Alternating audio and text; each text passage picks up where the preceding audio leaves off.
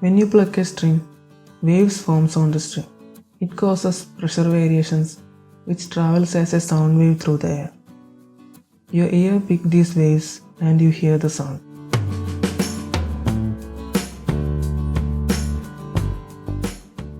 When you twist the tuning pegs, the tension of the string changes, which changes the frequency or pitch of the sound.